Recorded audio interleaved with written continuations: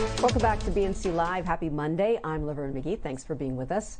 George Floyd's murder was a wake-up call about policing in America and just how deadly it is for black and brown people. In the aftermath of the protest, many people made a lot of promises to make changes. Black Lives Matter! Black Lives Matter! Black Lives Matter! The murder of George Floyd ignited a national reckoning on race, and as protesters took to the streets, corporate America opened their wallets, vowing to take a more active role in confronting systemic racism. Pledges from Silicon Valley to Wall Street rolled in, promising billions of dollars as CEOs proclaimed Black Lives Matter. Well, joining me now with an in-depth analysis on where those billions of dollars went is Tracy Jan. She's a reporter with the Washington Post, and she did a deep dive into corporate America's pledges to racial injustice following George Floyd's death. Welcome to BNC Live, Tracy. Corporate America's response to racial justice in this country was unprecedented. What moved the needle here? It absolutely was unprecedented, and it really was the nationwide call, the protest of millions of Americans across the country talking about police brutality and police reform and racial injustice, systemic racial injustice from the foundation of this country. So, Tracy, let's take a look at the money. You know, how much was pledged to addressing racial inequality, and what were some of the big names? So we looked at the top 50 corporations by value, by market cap, the top 50 publicly traded corporations. And these include JP Morgan Chase, all the big banks, Bank of America, including McDonald's, Netflix, PayPal. And we found that they committed nearly $50 billion. That's an unprecedented sum coming from corporate America to address racial justice, according to historians who study this. But if you look deeper, more than 90% of this commitment are actually in the form of loans and investments that corporations can stand to profit from.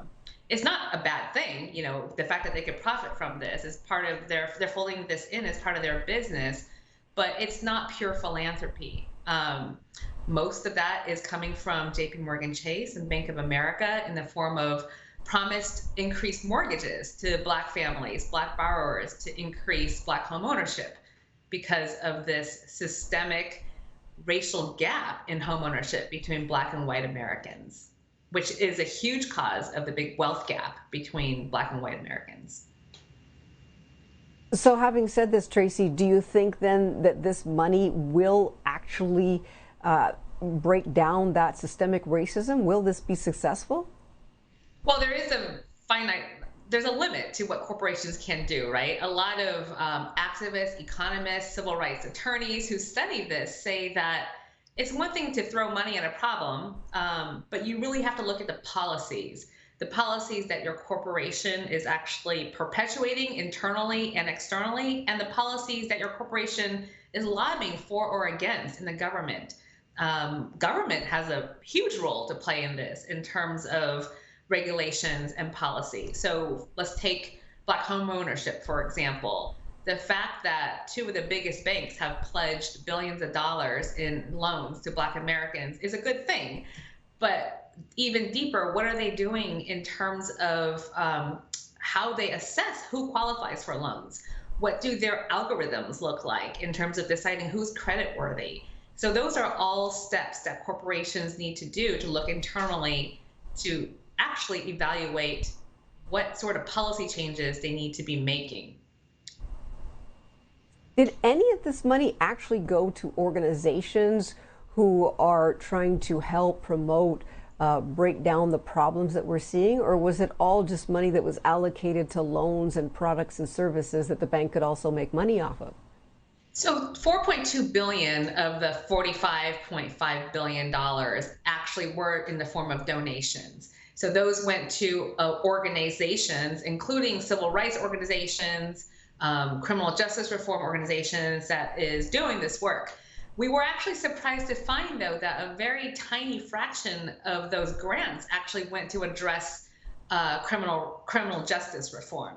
So the very cause that prompted millions of Americans into the street last year in protest, and the cause that, we had all these CEOs proclaiming Black Lives Matter, many for the first time on social media.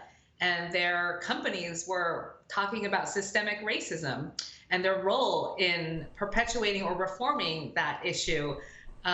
It was surprising to us that such a small amount went towards criminal justice, and even a smaller amount went towards police reform. And that could be for a number of reasons. It is a more inflammatory topic for corporations to touch compared to, say, for example, donating to HBCUs. Well, Tracy, I hope that you're going to do a follow-up on this to see their progress, because that's really going to determine whether or not this was effective on their part, right? We intend to, yes, absolutely. It's one of the problems is that there is no one entity holding these corporations accountable. They're not required to report what they are spending on philanthropy or any of these racial justice initiatives to anyone. So someone has to hold them to account. We're glad you're doing that. Thank you so much, Tracy Jan from the Washington Post. We appreciate you joining us here on BNC.